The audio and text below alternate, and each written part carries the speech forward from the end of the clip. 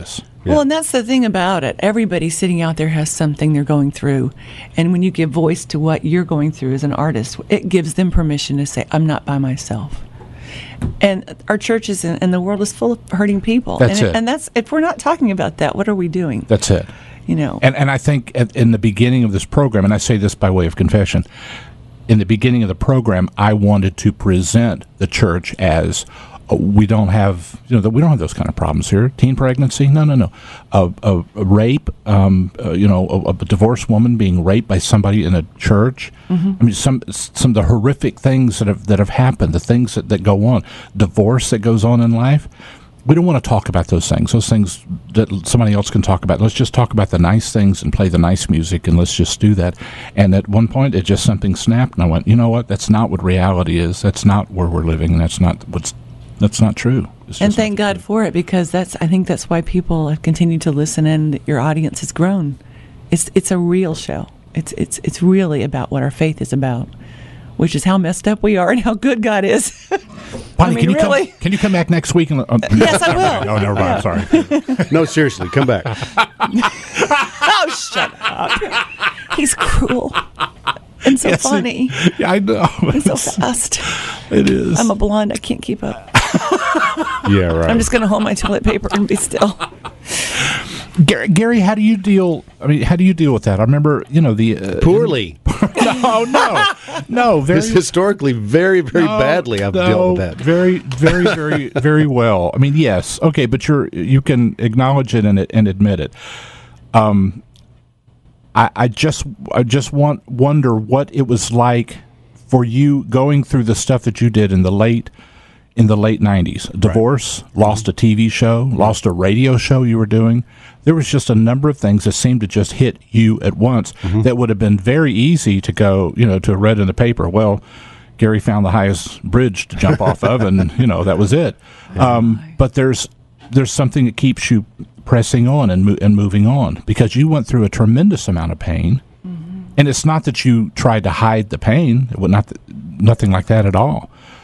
You were very open about the things that you were going through, but it's a place that your faith takes over, and you go, you know what, this doesn't change who I am. This doesn't change what I believe. Yes, these things are happening to me, but it doesn't shake my foundation. Yeah, you get an opportunity every now and then in life to just back up and look and ask yourself some good hard questions. Who am I? Who am I really? And that was certainly one of those times for me, because every prop that I thought I had went away, and I was left with me and Jesus, and that is really a good place to be. It's a tough way to get there, but I don't know if it's possible to find those things out without going through the hard stuff. That's my question. I hope it is, because I don't want everybody to hurt. I don't. But I do know, for me, the best things that have come into my soul, not my head, not my life experience, but the things that have penetrated my soul have been planted there by pain.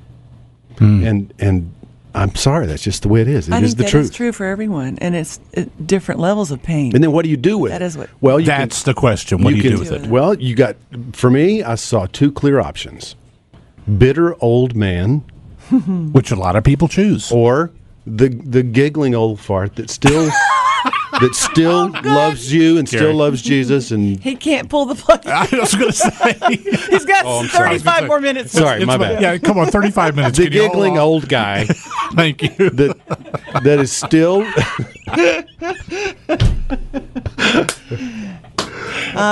See, that's my point. That's the whole point right there. That shouldn't define the. I think you've wrapped a whole sermon up. All right, there you go. No. Keep talking, because you're exactly right. That cannot define you, and there have been too many people who have become the bitter person who. Well, it's the easiest path. Good grief.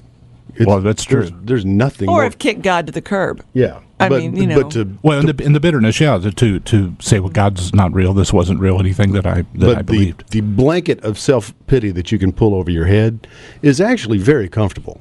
It's twisted kind of comfort, but it's comforting, And you've just got to yank that thing off your head and look at the glaring reality of this is who I am, this is where I'm going, this is what I'm about. You've got to make that choice.